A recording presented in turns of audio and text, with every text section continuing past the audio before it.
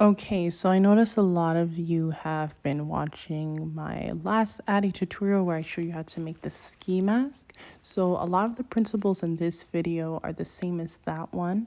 So I will be going a little bit faster. So if you need a recap or need to see me do something slower, I have that video timestamped where I go into very slow detail. That video is 40 minutes long, but today we're just gonna go right into it.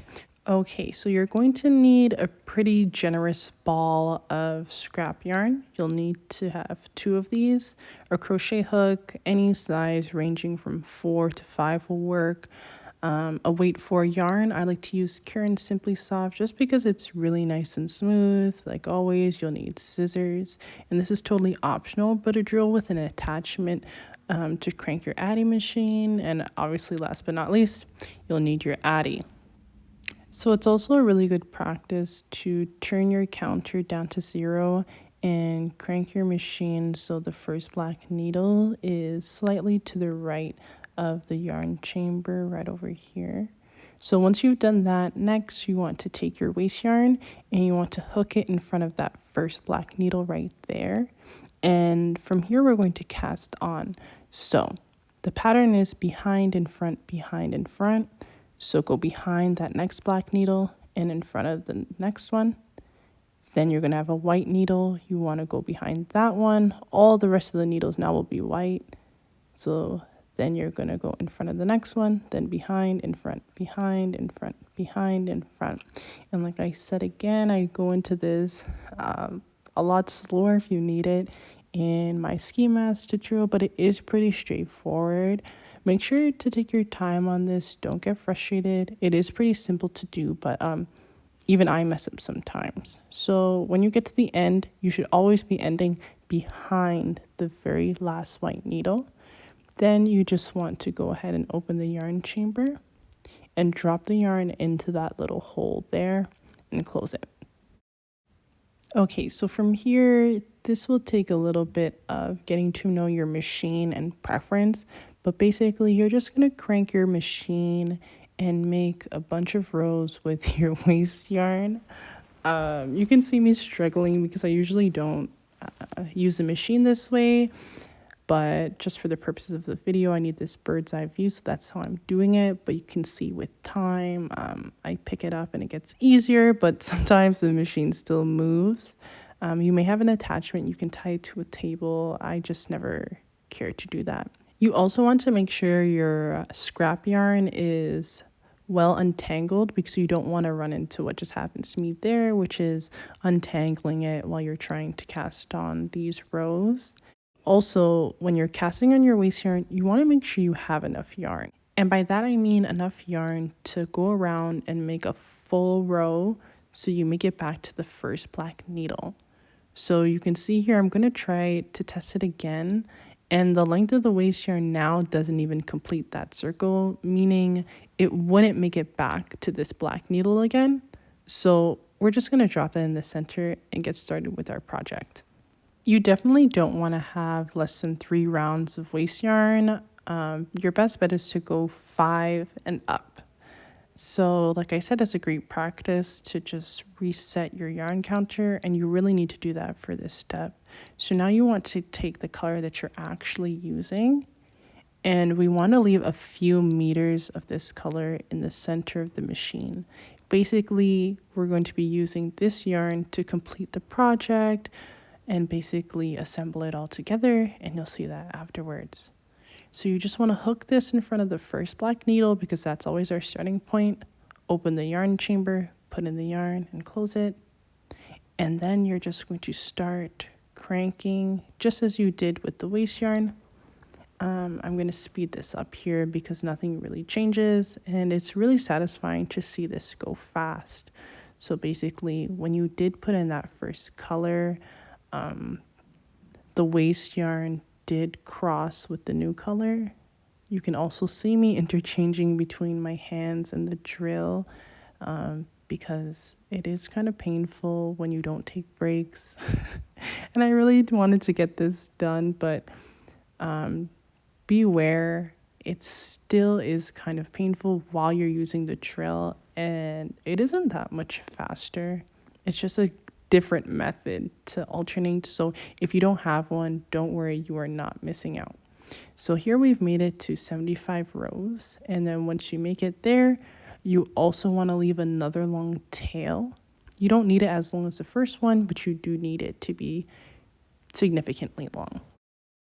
So now you're going to take your next ball of waste yarn, and same thing, you don't need to reset your counter this time. You just want to make sure you're at 75. That's just what I'm trying to show you there. And you're going to connect the yarn here. So I'm going to show it a little bit slower in case you missed it this time. Always in front of needle 1, the first black needle, and you can see they're crossed. So that's what it should have looked like when you brought in your headband color. Same thing, put in the yarn chamber, close it, and just get to cranking away. And like I said before, a minimum of 3. 3 is kind of dangerous, but go as far as you want. When you're ending off with your waste yarn, it doesn't really matter how much yarn you have left. Basically, you just keep on turning it and let the waste yarn basically make its way into the machine. And then you keep on cranking until it falls off like this. The last stitch typically will get hooked into the last needle, so you just want to carefully take that away. And then we're done with the machine from there. So this is basically what you'll have.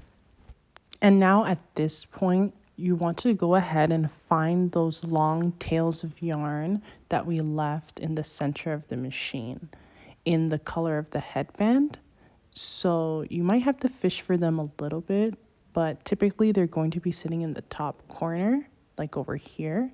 And you may have to pull it out. It might be hiding, but I got it out there. And on the other side, same thing. They should be in the same spot, and that's because we were always using the first black needle as a reference point.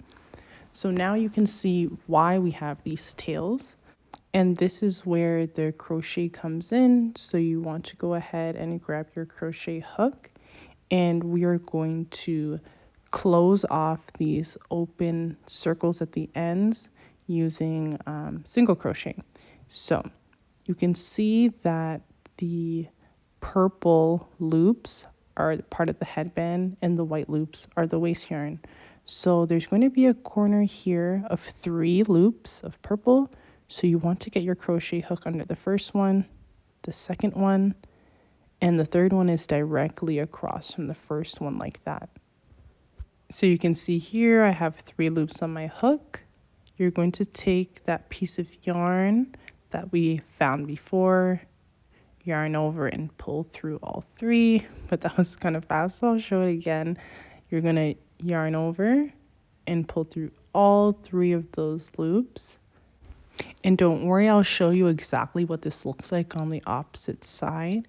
But from here, basically, you just want to identify where the headband is and where the waist yarn is. It's really easy to see, maybe not with these colors, but basically you want to pick up every purple loop and then the loop directly across from it, yarn over, pull up a loop and pull through 2. So basically a single crochet.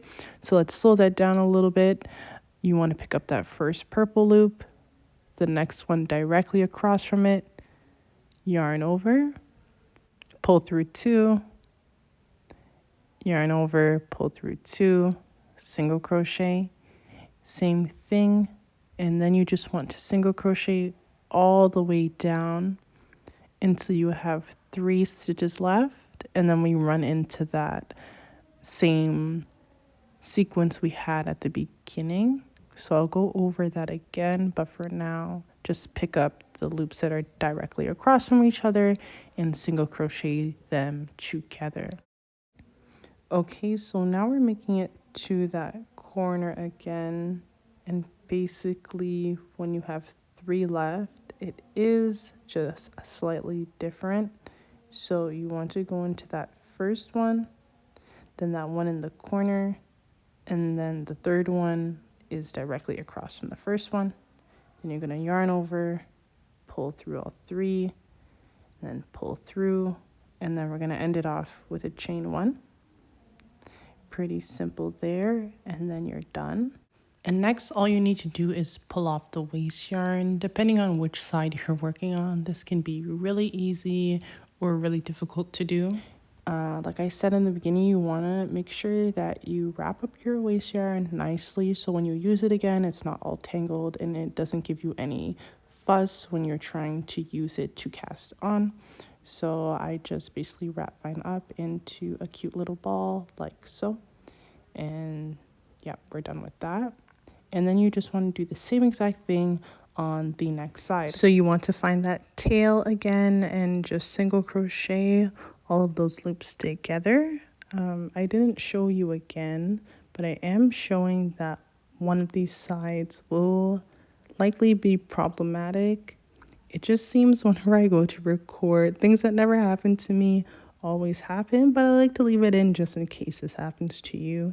It took me a really long time to get this undone, but just be patient. You can cut it if you would like, but I like to take the time just to take it off. But this actually took me so much time that my camera died and I ended up finishing the headband off camera and never got to show you the last steps. So I had to actually come back with a new color. So that's this blue one right here. And as you can see, I got the waist yarn off within seconds or minutes. It was very, very easy. I did have another mishap here that I forgot about, but I went ahead and figured that out off camera. I could maybe do a video on that later, but what's more important is how to basically finish this. So you want to take your two sides and fold them in half. Ignore any scraggly ends you may have, and you want to make like a sandwich. So basically put that flap in between the other two and close it off, maybe more like a hamburger. And you're going to have 4 flaps interlocking in between each other like so. You really want to make sure that all of the edges are touching. That is very important so nothing falls apart and your headband looks really great.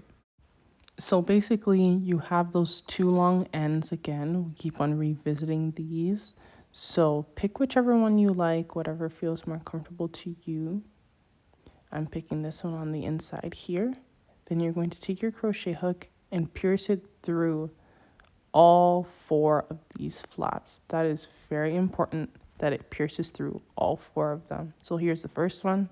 That's the second one. Here is the third one, maybe a little bit more difficult to get. And the 4th one. Then you're going to yarn over with that hanging string and you're going to pull through. That's just to connect them. I used to do this with a yarn needle, but I decided to try it with the crochet and I like it a lot better. So then you want to chain 1 and do the same thing. You can use the single crochets as reference points, but you can go in anywhere you like as long as you hit all 4 flaps. So that's the first one. That's the second one. I'm going under the third one right here and the 4th one. Yarn over, pull up a loop, pull through 2. Same thing, just keep on going through all 4 of them. And that is extremely important once you get to the other side or the other corner. Once you do get there, you're just going to chain up 1 and cut your work. Also, because of the little mistake I had, I have some hanging strings here. And that is actually why I prefer to use single crochet here, because you can hold down those strings and actually single crochet them in to keep them a lot neater. As you can see, I'm tucking them away, or maybe you cannot see that well, I came out of frame, but I'm tucking them in and crocheting them in while I go. This isn't a tutorial about how to crochet. This is more on how to create the headband. So if you have any further questions about like single crochet and crocheting in ends and stuff like that, just leave them down below. Now at this point, we basically need to weave in the ends. And like I said, I'm only using my crochet hook. I like to avoid or eliminate the amount of utensils, tools, equipment, whatever you want to call it, while I am doing my projects. It just makes me feel better having less stuff around. So you basically want to pierce your crochet hook into the headband in the double layer, and then you want to yarn over or hook the hanging strings onto the hook and pull them through the inside of the project. Take your time with this as well. It can get a little bit confusing. You want to make sure that you do this slowly so you don't pull on your actual project and mess it up. But basically what you're doing here is just hiding the project inside of itself. With time, you'll learn where and how to do this the best way for you. Some of the strings, if they're really long, just cut them. You don't need to like pull them into the project like I'm doing here. And these are the ends that I was crocheting all the way down. I just tug on those ones and pull them because they're going in the opposite direction. You wouldn't really want to weave those into the headband. So at that point, you'll have something that looks like this. A beautiful stretchy headband, great for the winter. It goes over your ears. I love it so much. It works up pretty quickly, especially with practice. So here's just a final video of it on. But thank you so much for watching. I hope you take care and looking forward to seeing you in the next one.